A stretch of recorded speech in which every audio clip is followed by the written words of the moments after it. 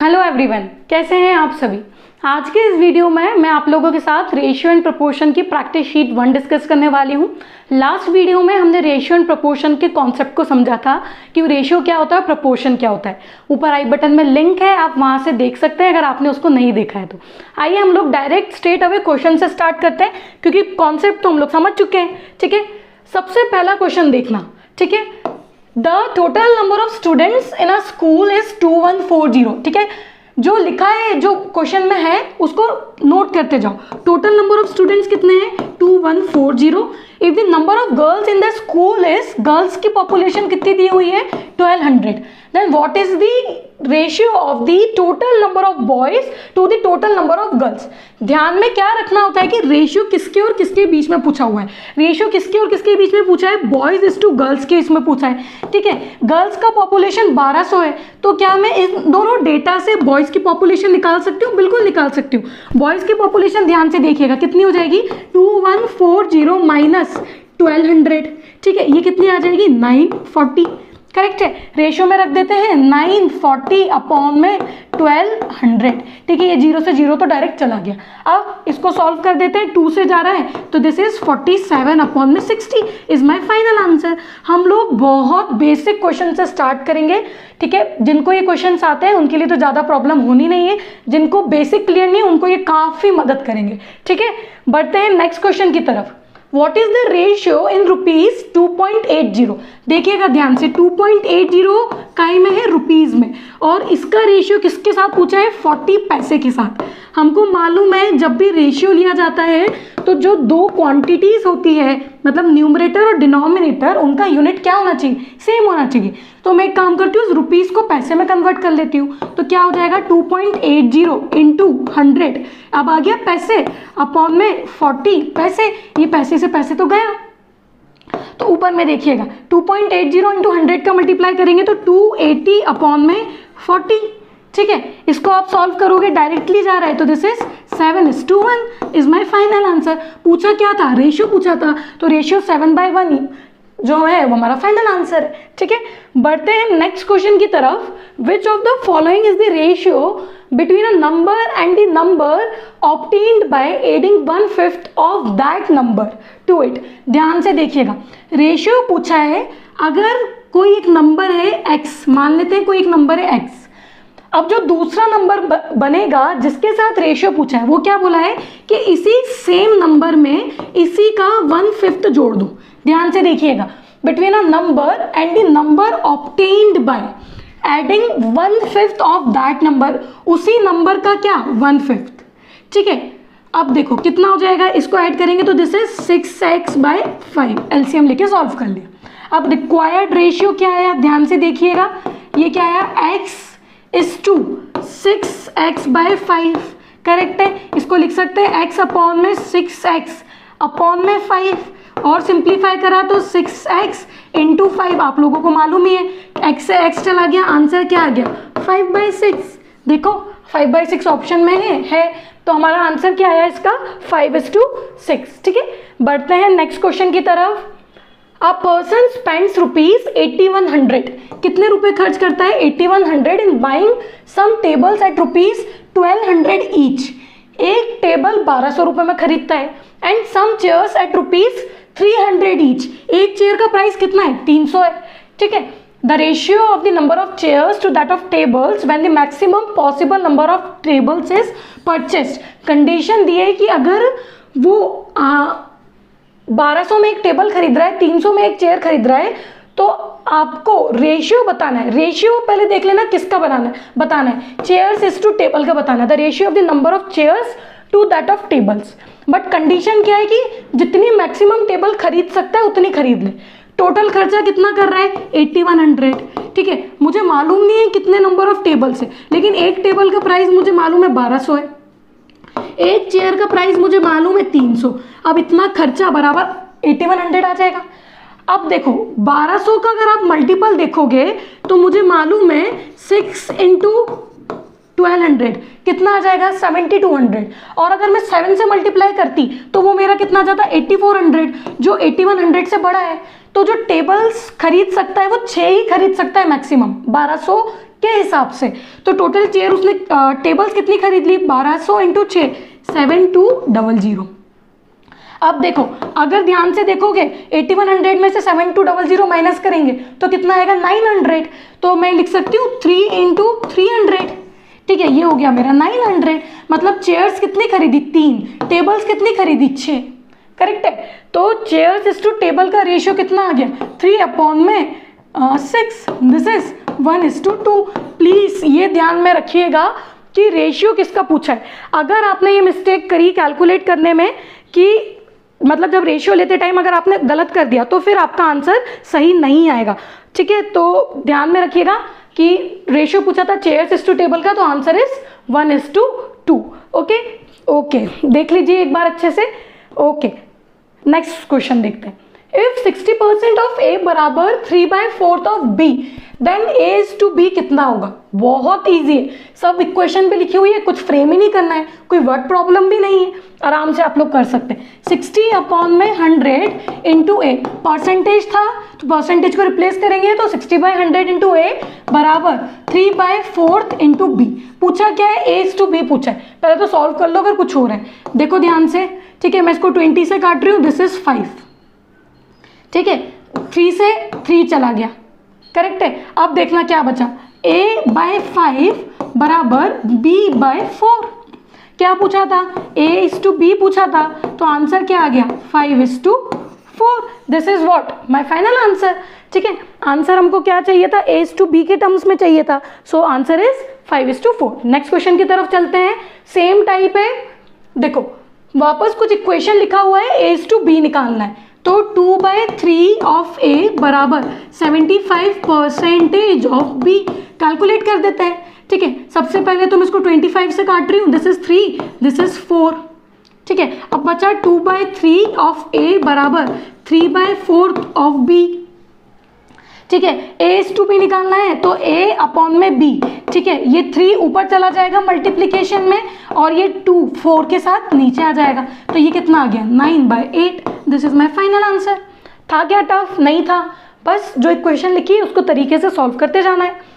Next देखो, which of the following represents A B equals to 64। इस तरीके के क्वेश्चन आप बिना ऑप्शन के सॉल्व नहीं कर सकते, क्योंकि आपको अगर बताना है कि इसमें से ए बी बराबर 64 कब आएगा तो सारे ऑप्शंस चेक करने पड़ेंगे। देखते हैं सबसे पहला 8/में ए बराबर 8/में बी। ठीक है, तो यहाँ से तो ए बी मल्टीप्लीकेशन में आएगा ही नहीं, ये तो अगर इसको सॉल्व भी करेंगे तो ये बन जाएगा b/a बराबर 1। 8 से 8 गया तो ये तो होने से रहा। दूसरा देखिए a/16 बराबर b/4। अब देखो क्या ये होगा, वापस a और b a/b हो जाएगा, a इंटू बी मल्टीप्लीकेशन में तो आ ही नहीं पाएगा। आप अगर सॉल्व भी करोगे तो ये आ जाएगा 4, तो ये आंसर नहीं है। फिर देखो ध्यान से a/8 बराबर b/8, वापस सॉल्व ही नहीं होगा तो ये भी नहीं है। लास्ट वाला देखते हैं, वैसे भी लास्ट वाला ही ऑप्शन बचा है तो आंसर आना ही चाहिए। 32/में a बराबर b/2। अब अगर आप इसको सॉल्व करोगे, product of extremes is equals to product of mean terms. ये कॉन्सेप्ट मैंने लास्ट वीडियो में बताया है। ठीक है, बस उसी को ही मैं यहाँ पे अप्लाई कर रही हूँ, क्रॉस मल्टीप्लाई करवाऊंगी तो 64 बराबर ab। ये आ गया मेरा आंसर। तो मेरा इसका आंसर क्या आया, डी आया। ठीक है, बढ़ते हैं नेक्स्ट क्वेश्चन की तरफ। A jar contains black and white marbles. एक जार में ब्लैक और white marbles. If there are 10 marbles in the jar, ध्यान से देखना, ब्लैक और व्हाइट मिला के टोटल मार्बल्स कितने हैं, 10 है, ये लिखा हुआ है, मैंने लिख लिया सबसे पहले तो। Then which of the following could not be the ratio of black to white marbles. इसमें से ये जो ऑप्शन है इनमें से कौन सा जो रेशियो है वो कभी भी पॉसिबल नहीं होगा। अब ध्यान से देखना, मुझे ब्लैक और व्हाइट मार्बल्स ये पता है कि टोटल 10 है, लेकिन मुझे ये तो मालूम ही नहीं है कि ब्लैक कितने और व्हाइट कितने। लेट सपोज मैं ब्लैक को कुछ भी अगर कुछ अज्यूम करूंगी, x अज्यूम करूंगी, तो जो मेरे व्हाइट मार्बल्स होंगे वो 10 - x हो जाएंगे। या फिर हम कह सकते हैं कि इन दोनों का जो सम है वो 10 के बराबर आना चाहिए। तो ये मेरा रेशियो है। अब हम ऑप्शंस देखते हैं। 1:4, मतलब अगर आप देखोगे इन दोनों को सम कर रहे हो तो आपको जो नंबर मिल रहा है, अगर आप उसको देखोगे तो वो 5 का मल्टीपल है। बिल्कुल है 5 का मल्टीपल। तो अगर 1:4 ये पॉसिबिलिटी है, क्योंकि ध्यान से देखना, अगर ब्लैक इज टू वाइट 1/4 है, हमको मालूम है अगर रेशियो को मैं ऊपर नीचे कोई भी नॉन जीरो नंबर से मल्टीप्लाई करूंगी तो रेशियो में कोई चेंज नहीं आना है। ठीक है, एक काम करती हूँ, मुझे मालूम नहीं है तो मैं x मल्टीप्लाई कर देती हूँ। ब्लैक अगर मान लो x हो गया, वाइट कितना हो गया, 4x हो गया, करेक्ट है। अब x प्लस 4x बराबर कितना हो गया, 10 हो गया। 5x बराबर कितना हो गया, 10 हो गया। x बराबर कितना हो गया, 2 हो गया। तो यहाँ पे मैं 2 का मल्टीप्लाई कर दूंगी, मतलब ब्लैक मार्बल्स मेरे कितने आ गए, 2, व्हाइट मार्बल्स मेरे कितने आ गए, 8। आप समझ पा रहे हो कि जब अगर रेशियो का एडिशन करा जाएगा तो आपको जो सम है वो 10 का मल्टीपल होना चाहिए। ठीक है, 1:4, 1 + 4 5, ऑफकोर्स 10 का 5 जो है 5 × 2 मतलब वो 10 जो है वो 5 का मल्टीपल है, बिल्कुल सही है। 1:10 सम आ रहा है 11। ठीक है, ये तो पॉसिबल ही नहीं। एक बार दूसरे और चेक कर लेते हैं, 7:3, 7 + 3 कितना है, 10। तो अगेन ये पॉसिबिलिटी है कि 7 ब्लैक हो जाए, 3 वाइट हो जाए। 9:1 वापस 10 आया, तो ये भी पॉसिबिलिटी है। बट 10 और 1 तो 11 आ रहा है, तो क्या पॉसिबिलिटी है कि ब्लैक और व्हाइट मार्बल्स का रेशियो आपका 1:10 आ जाए? नहीं, क्योंकि अगर मैं दोनों को सम भी करूंगी तो x + 10x = 10, ये पॉसिबल ही नहीं है, ये क्वेश्चन ही गलत है। तो मेरा आंसर क्या हो गया, बी हो गया। तो कभी भी अगर इस तरीके के क्वेश्चन आएंगे तो याद रखना अप्रोच कि किस तरीके से उनको सॉल्व करा जाता है। और एक और चीज जो हमने इस क्वेश्चन में सीखी वो ये है कि अगर दोनों का सम 10 है और अगर आप कोई रेशियो को चेक भी कर रहे हैं तो मेरे को हमेशा ये याद रखना है कि अगर ब्लैक इज टू वाइट 1/4 है तो मैं ये नहीं बोल सकती कि ब्लैक मार्बल मेरा 1 है, व्हाइट मार्बल मेरे 4 है, क्योंकि 1 और 4 तो 5 हो गया ना। तो हो सकता है कुछ ना कुछ कॉमन फैक्टर होगा जो दोनों के मल्टीप्लिकेशन में होगा, तो मैंने इसलिए क्या माना, x माना। ठीक है, वो कॉमन फैक्टर मेरा क्या निकल के आया था, 2 निकल के आया था। तो ब्लैक मार्बल्स कितने हो सकते हैं, 2 हो सकते हैं, और व्हाइट मार्बल्स मेरे 8 हो सकते हैं। 2/8 अगेन रेशियो लोगे तो 1:4 आ जाएगा। ठीक है, तो याद रखिएगा कि इस तरीके के क्वेश्चन हम लोग किस अप्रोच से सॉल्व करते हैं। ओके, नेक्स्ट क्वेश्चन देखिए, the ratio of boys and girls in a club. एक क्लब में बॉयज और गर्ल्स का रेशियो कितना दिया हुआ है, 3/2।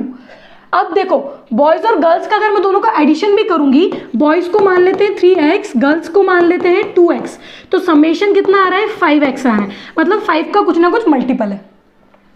विच of the following could be the actual number of members. कौन से ऑप्शन में से एक्चुअल नंबर ऑफ मेंबर्स हो सकते हैं? तो देखो 16 नहीं हो सकता, 5 में कुछ भी मल्टीप्लाई अगर मैं करती हूँ तो कभी भी मुझे 16 नहीं मिलेगा, है ना। 16 एज इन परफेक्ट, x का जो वैल्यू है, अगर आप ऐसे मुझे बोलोगे कि मैम अगर मैं 5 में लेट सपोज, अगर आपके मन में डाउट आएगा कि मैम मैं 16 से इसको डिवाइड कर देता हूँ तो मुझे कुछ ना कुछ वैल्यू मिल रहा है, दिस इज 3.2, तो अगर मैं 5 में 3.2 का मल्टीप्लाई करूंगा तो भी तो मुझे 16 मिल रहा है। नहीं, हम क्या है, एक फिक्स नंबर देखेंगे, क्योंकि जो बॉयज एंड गर्ल्स हैं वो पॉइंट में नहीं हो सकते, ऑब्वियस सी बात है। तो हमको वो नंबर चाहिए जो अगर बिना डेसिमल के साथ हो, अगर मैं उसका 5 में मल्टीप्लाई करूं तो मुझे कुछ एक परफेक्ट नंबर मिल जाए। देखना ध्यान से, 16 नहीं हो सकता, 18 नहीं हो सकता, 24 नहीं हो सकता, 25 हो सकता है, बिल्कुल हो सकता है, क्योंकि 5 × 5 बराबर क्या होगा, 25, करेक्ट है। तो हम बोल सकते हैं कि बॉयज कितने होंगे, 15, और गर्ल्स कितनी होगी, 10। और वहीं अगर आप 3 पॉइंट ले लेते तो क्या बॉयज डेसिमल में या गर्ल्स डेसिमल्स में आ सकते, नहीं आ सकते। तो मेरा आंसर क्या आ गया, D = 25, है ना। तो याद रखिएगा कि इस तरीके के क्वेश्चंस में हमको क्या अप्रोच लगानी है। नेक्स्ट क्वेश्चन देखते हैं, विच of the following is the lowest ratio. अब लोवेस्ट रेशियो लेने के लिए हमारे पास बहुत सारी मेथड्स होती हैं, है ना। सबसे पहले तो सिंपली डिवाइड कर लो या फिर एलसीएम लेके कर लो। एक काम करते हैं, पहले डिवीजन से देखते हैं। 7/15 को अगर मैं डिवाइड करूँगी तो अप्रॉक्सीमेटली मुझे मिलेगा 0.46 अप्रॉक्सीमेट वैल्यू। 15/23 को करूँगी तो मुझे मिलेगा 0.6 समथिंग। मैं 0.6 के आगे इसलिए भी डिवाइड नहीं कर रही हूँ क्योंकि मेरे को मालूम है 0.4 ऑलरेडी छोटा है, तो क्यों ही मेहनत करना है। ठीक है, 17/25 को करेंगे तो ये वापस आ जाएगा 170, मतलब आपका अप्रोक्सीमेटली आएगा 0.6 समथिंग, लेट इट बी जो भी आता है। 21/39 से करेंगे तो ये वैल्यू भी 0.5 समथिंग आएगा। तो मुझे क्लियरली दिख गया कि 7/15 जो है सबसे स्मॉलेस्ट है, तो मेरा आंसर क्या हो गया, 7/15। अब इस तरीके के क्वेश्चन सॉल्व करने के लिए एक और मेथड होती है। अगर आपको बताना है कि लोवेस्ट रेशियो क्या है तो पहले तो आप सारे फ्रैक्शंस और रेशियोज को लिख लो। ठीक ठीक है, नेक्स्ट आप क्या करो, जो भी डिनोमिनेटर्स में वैल्यू है उसका क्या कर लो, एलसीएम ले लो। ठीक है, जो भी एलसीएम आता है, एलसीएम आने के बाद अगर आप डिनोमिनेटर में, जैसे मान लो यहाँ पे जो भी एलसीएम आया, जो भी वैल्यू आएगी उसका जब आप मल्टीप्लाई करोगे, तो मतलब डिनोमिनेटर सबका सेम बनाना चाहते हो तो न्यूमरेटर में भी सेम नंबर से मल्टीप्लाई कर दो, फिर न्यूमरेटर्स को क्या कर लो, कंपेयर कर लो। ठीक है, तो यहाँ पे मैंने इसलिए नहीं करा क्योंकि मुझे मालूम है मेरा इसका एलसीएम बहुत बड़ा आने वाला है। ठीक है, अगर एलसीएम लेके करना है तो हम ना एक छोटा सा एग्जाम्पल लेके देख सकते हैं। जैसे मान लो 1/2 है और लेट्स सपोज एक है 3/4, मुझे बताना है, एक और ले लेते हैं 2/5। अब मुझे बताना है कि भाई इनमें से सबसे छोटा कौन सा है, तो मैं एक काम करती हूँ 2, 4, 5 का एलसीएम ले लेती हूँ। ठीक है, दिस इज 1, दिस इज 5, फिर अगेन 2, 1, 5, 5। ठीक है, ये आप लोगों को मालूम है। तो ये कितना आ गया है, 4 × 5, एलसीएम कितना है 20। डिनोमिनेटर मुझे सब जगह सेम बनाना है तो 2 में क्या मल्टीप्लाई करूँगी, 20 आ जाए, 10 मल्टीप्लाई करूँगी तो न्यूमरेटर में भी 10 का मल्टीप्लीकेशन कर दिया। सिमिलरली 4 × 5 मतलब 3 × 5, 15/20। ठीक है, 5 × 4 मतलब 2 × 4, 8/20। करेक्ट है, क्योंकि क्या करूंगी, 4 का मल्टीप्लाई करूंगी। अब देखो डिनोमिनेटर सब जगह सेम बन गया, न्यूमरेटर को कंपेयर कर लो, सबसे छोटा न्यूमरेटर कौन सा है, ये है, तो मेरा लोवेस्ट फ्रैक्शन 8/20 मतलब क्या हो गया, 2/5। तो ये वाला मेथड भी आप लोग याद रख सकते हैं, बट इस केस में मुझे ज़्यादा ईजी लगा था कि मैं डायरेक्ट डिवाइड करके देख लूँ। ठीक है, इसलिए मैंने वो अप्रोच यूज़ कर ली। ओके, बढ़ते हैं नेक्स्ट क्वेश्चन की तरफ। 5:a is in proportion with, हमको मालूम है ये काय का साइन होता है, प्रोपोर्शन का 20:28। देन आपको बताना है कि a का वैल्यू कितना होगा। देखो 5/a, प्रोपोर्शन मतलब ये क्या होता है कि दो रेशियोज इक्वल है, इक्वल्स टू 20/28। करेक्ट है, 5 × 28/20 बराबर a। सॉल्व कर लेते हैं, दिस इज 4, 4 7 जा 28, a का वैल्यू मेरा कितना आ गया, 7। ये रहा, ऑप्शन में है, बिल्कुल है, तो मेरा आंसर क्या आ गया, सी आ गया। सी आ गया मतलब 7 आ गया। ठीक है, नेक्स्ट क्वेश्चन की तरफ देखते हैं। ओके, अच्छा क्वेश्चन है। 3/4 इज इन रेशियो विथ 1/2 और ये प्रपोर्शन में है किसके साथ, 27y के साथ, और उसके साथ डिनोमिनेटर में क्वेश्चन मार्क है, मतलब मुझे क्वेश्चन मार्क का वैल्यू निकालना है। काफ़ी अच्छे क्वेश्चंस होते हैं, ये 3 मार्क्स में बनने की चांस बहुत होती है और वनडे एग्जाम में बहुत फ्रिक्वेंटली पूछे जाते हैं। देखो इसको सॉल्व कैसे करेंगे, आप लोगों को ऑलरेडी मालूम है, आप बहुत सिंप्लीफिकेशन पढ़ के आ चुके हो। ठीक है, this is 2/1 equals to 27y upon में मैं इसको x मान लेती हूँ जो मुझे निकालना है। ठीक है, दिस इज 2। करेक्ट, ठीक है, तो ये बचा 3/2 बराबर 27y अपॉन में x। इसको सॉल्व कर दिया, दिस इज 9। करेक्ट है, अब ये x को इधर ले आती हूँ, 9 × 2 कितना आ गया, 18y। बस y के टर्म्स में आएगा, y तो वेरिएबल है और कुछ मेरे पास है भी नहीं, तो मेरा आंसर क्या आ गया, 18y। ठीक है, काफ़ी इजी था ये भी। नेक्स्ट दिया हुआ है x इज टू 7.5 बराबर है 7:17.5। दिखने में बड़ा बड़ा है बट बहुत इजी है, क्योंकि ये मेरे को मालूम है 25 से सॉल्व होगा।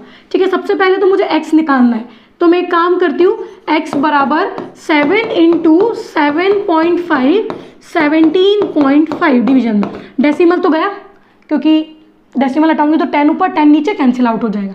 25 से काटती हूँ, 25 × 3 25 × 7, 7 से 7 गया, x का वैल्यू कितना आ गया, 3 आ गया। आप लोग वैसे भी बहुत सारे सिंप्लीफिकेशन के क्वेश्चंस प्रैक्टिस कर चुके हैं। ठीक है, मैंने बहुत सारे क्वेश्चंस आप लोगों को सिंप्लीफिकेशन में प्रैक्टिस कराए।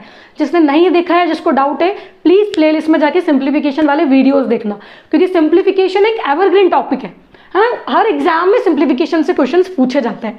ठीक है, okay, next the value of x where, again proportion वाला ही क्वेश्चन है, x is to 1/3 is in proportion with 21/50। यही बस। अब देखो सबसे पहले तो मिक्स्ड फ्रैक्शन को कन्वर्ट करेंगे इम्प्रॉपर में, तो ये हो जाएगा 2 × 3 6, 6 + 1 7/3 बराबर 21/50। करेक्ट है, इसको लिख सकते हैं 3x/7 बराबर 21/50। ठीक है, सॉल्व कर लेते हैं, दिस इज 7। 3 7 जा 21, तो x का वैल्यू ध्यान से देखो कितना आ गया 49/50। क्या दिक्कत है ना। तो ध्यान में रखिएगा कि जब भी ऐसे क्वेश्चन आएंगे तो हम इनको बस रेशियो प्रोपोर्शन जो दिया है उसको सॉल्व करते जाएंगे और हमारा आंसर जो है निकालते जाएंगे, ठीक है। ओके, बढ़ते हैं नेक्स्ट क्वेश्चन की तरफ। हाँ, ये दिया हुआ है इफ x + 1:8 बराबर 3.75:7 then the value of x। वापस x का वैल्यू निकालना है। सेम टाइप के क्वेश्चन चल रहे हैं, आपकी काफ़ी प्रैक्टिस हो जाएगी, ठीक है। इतने क्वेश्चंस कर लोगे तो भी बहुत मदद मिल जाएगी आने वाली एग्जाम में, ठीक है। लिख लिया। अब एक काम करते हैं, क्रॉस मल्टीप्लाई वगैरह करते हैं और कैसे भी इसको सॉल्व करते हैं, ठीक है। देखना ध्यान से, 7x + 7 का मल्टीप्लाई करवा दिया इधर ले जाके, 8 का मल्टीप्लाई इसमें करवाते हैं तो दिस इज 40 का 4 60, 6 ऊपर चला गया, 8 3 24, दिस इज 30, ठीक है। ओके, नाउ 7x + 7 बराबर 30। डेसिमल क्यों लगाया, क्योंकि 0.75 था, ठीक है। 7x बराबर 30 में से 7 गए तो दिस इज 23। x का वैल्यू मेरा कितना आ गया 23/7, ठीक है। आप लोग या तो स्क्रीनशॉट लेके रखिएगा या साथ साथ में नोट करते चलिएगा, ठीक है, कि फाइनल आंसर क्या है। और मैं इसको at the same time mix fraction में कन्वर्ट कर देती हूँ, ठीक है।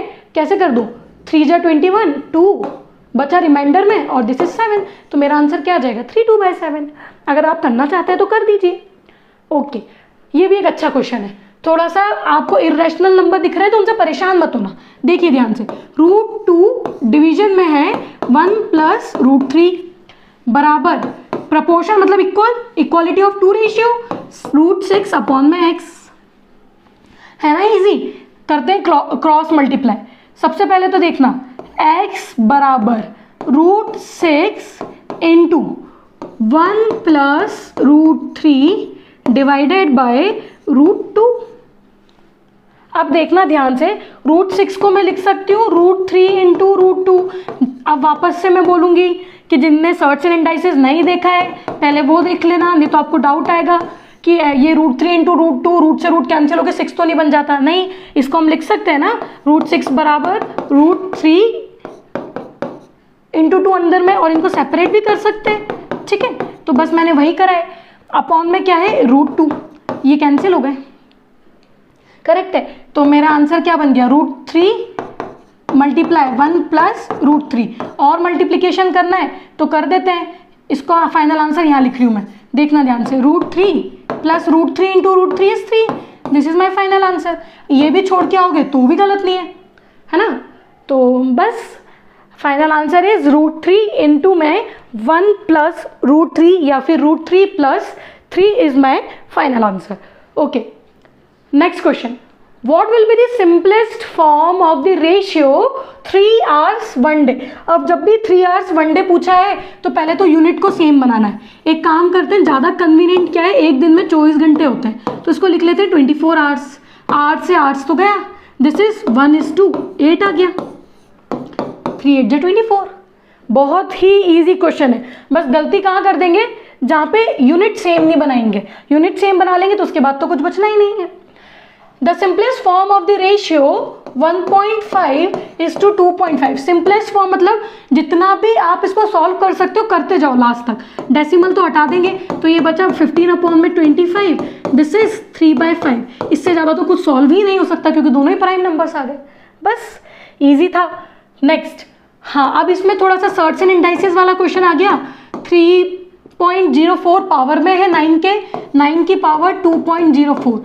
मुझे मालूम है अगर बेस सेम होता है और डिवीजन में है तो पावर्स क्या हो जाएंगी, सब्सट्रैक्ट हो जाएंगी। 9 की पावर 3.04 माइनस 2.04, इसको माइनस करूंगी तो 9 की power 1 which is equals to 9 is my final answer. ठीक है, this is the simplest form. Okay, next the ratio, ध्यान से देखिएगा, 4 की पावर 3.5 इज टू 2 की power 5। Search and indices again, 4 को मैं लिख सकती हूँ 2 का स्क्वायर और इसके बाहर क्या है 3.5 और नीचे में 2 की पावर 5। अब ध्यान से देखिएगा, 2 इंटू 3.5 इज 2 की पावर 7 अपॉन में 2 की power 5 which is basically 7 minus 5 equals to 2 की पावर 2 बराबर 4। अब जिन्होंने पिछले क्वेश्चंस मेरे साथ प्रैक्टिस करे सर्च एंड इंडाइसेस में, उनके लिए तो ये केक वॉक है। केक वॉक क्यों है? क्योंकि इससे टफ क्वेश्चंस आप लोगों ने सॉल्व करे। तो आप तो बोलोगे मैम ये तो बहुत ईजी है, ठीक है, ओके। नेक्स्ट क्वेश्चन देखते हैं। In a proportion the product of first and the fourth term now is a interesting point.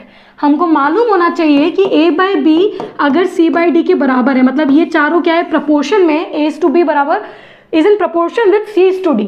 तो फर्स्ट और फोर्थ टर्म मेरी कौन सी होती है? a और d। And the second and third term मेरी कौन सी होती है? b और c। उनका क्या है? 2.5x। वैल्यू निकालना है x की, तो मैं लिख सकती हूँ a इंटू डी बराबर b इंटू सी। और प्रोडक्ट फर्स्ट और फोर्थ टर्म का कितना दिया है? 40। b और c का प्रोडक्ट कितना दिया है? 2.5x। x का वैल्यू देखना ध्यान से, 40 अपॉन में 2.5, ये डेसिमल हटा के ऊपर, दिस इज 40 अपॉन 400 अपॉन में 25। सॉल्व कर लो, ठीक है।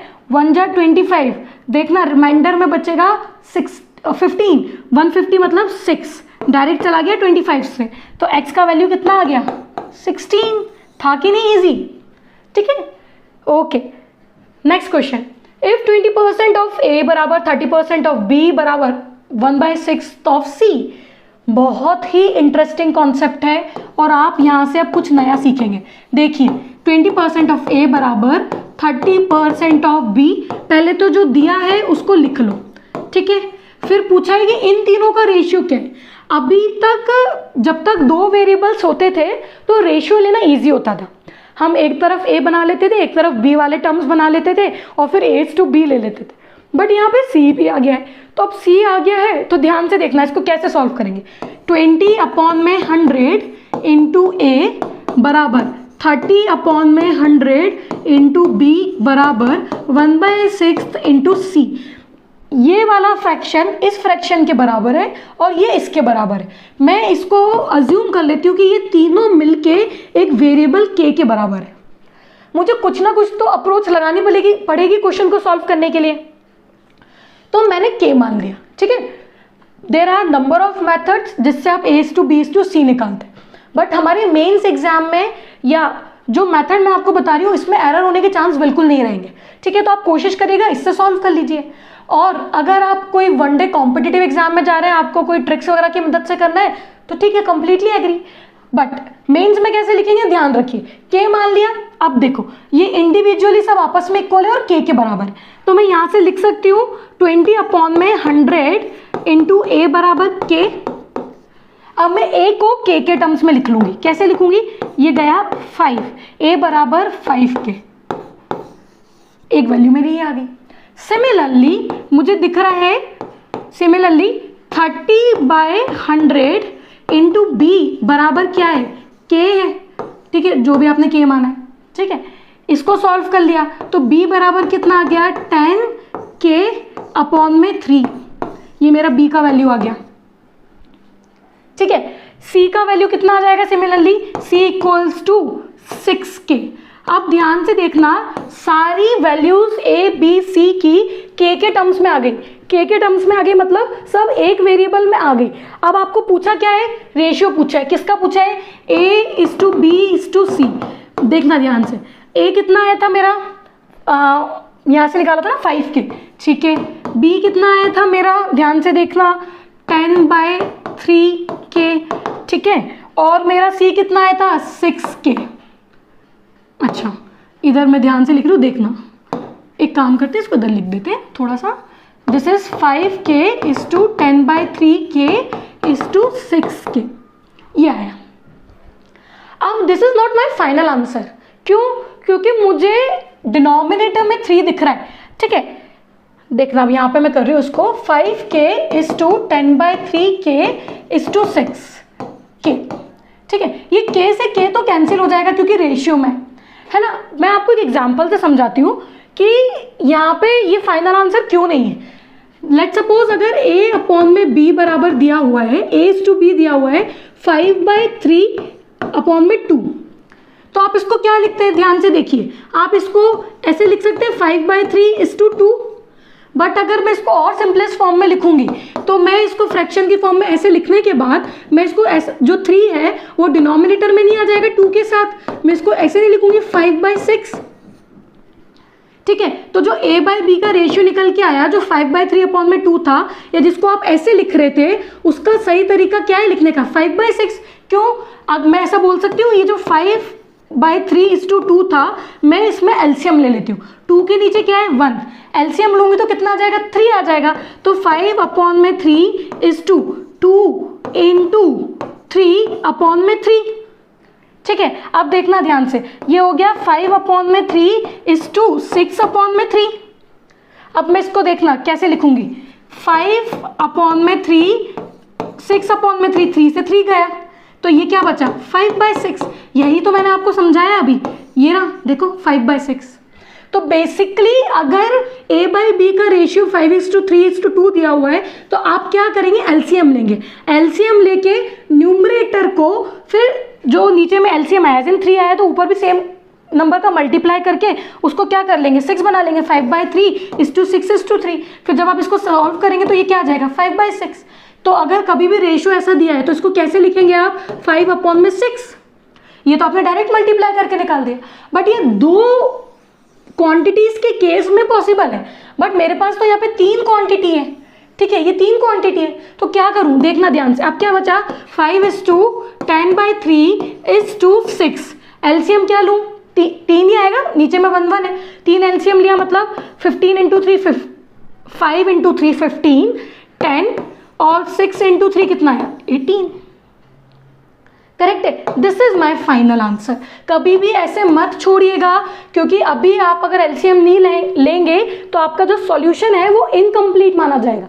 एलसीएम लीजिए, फिर उसका मल्टीप्लिकेशन करके फाइनल आंसर लिखिए। और ये मैंने आपको प्रूफ इस एग्जाम्पल से करके बताया है, क्योंकि देखो वो जो 3 है नीचे मल्टीप्लाई में आके 5/6 हो जाता है, और हमने एलसीएम लेके भी उसको समझ लिया तब भी 5/6 आ रहा है। तो इसलिए एलसीएम लेना जरूरी है ताकि डिनोमिनेटर में कोई भी पर्टिकुलर वैल्यू ना बचे। सिर्फ आपको जो वैल्यू मिलेगी अब वो a:b:c वो क्या मिलेगी 15:10:18। इसके आगे ये कट नहीं रहा है, ना ही सॉल्व हो रहा है।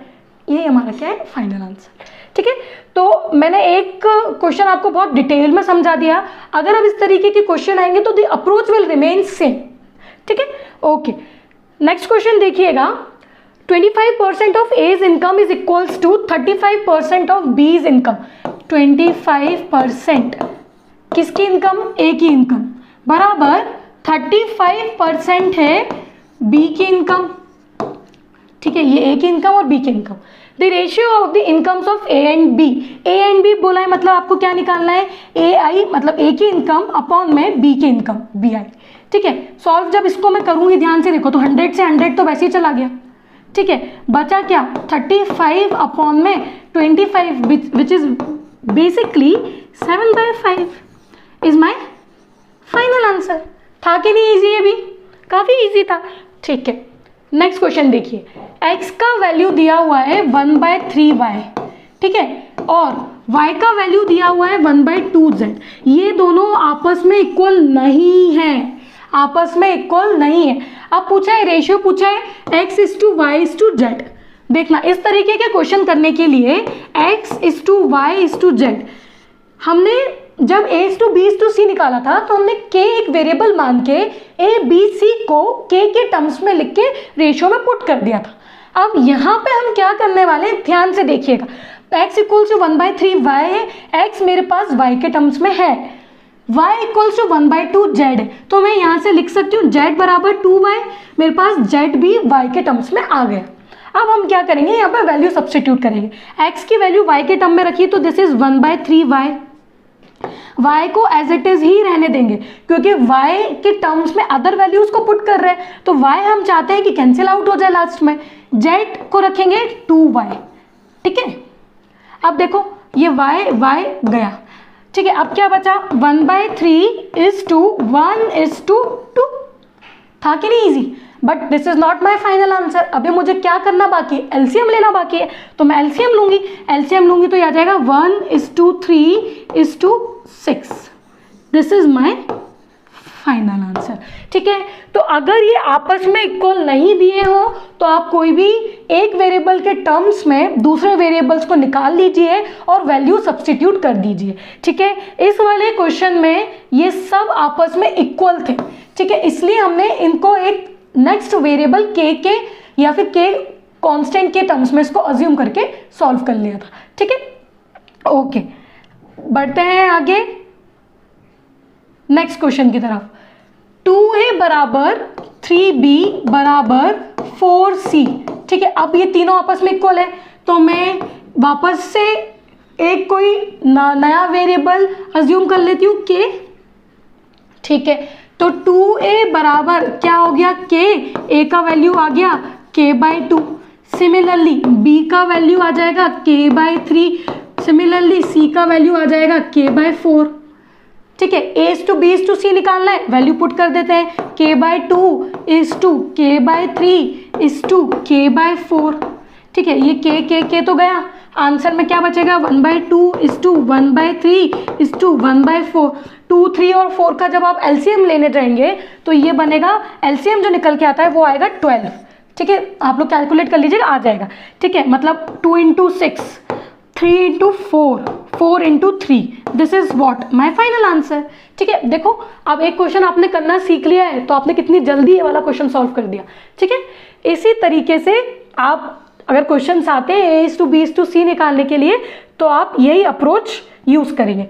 ठीक है, अब हम लोग जो प्रैक्टिस शीट 2 है रेशियो एंड प्रोपोर्शन में, जो शीट 1 में हमने क्वेश्चन डिस्कस करे हैं उससे लेवल उनका अप रहेगा, अच्छा लेवल रहेगा, वो हम हमारे नेक्स्ट वीडियो में डिस्कस करेंगे। ठीक है, तब तक के लिए आप अपने कॉन्सेप्ट स्ट्रॉन्ग कर लीजिएगा ताकि आपसे प्रैक्टिस शीट 2 आराम से सॉल्व हो जाए। Okay, will meet you in the next, till then good luck, take care, all the best, thank you.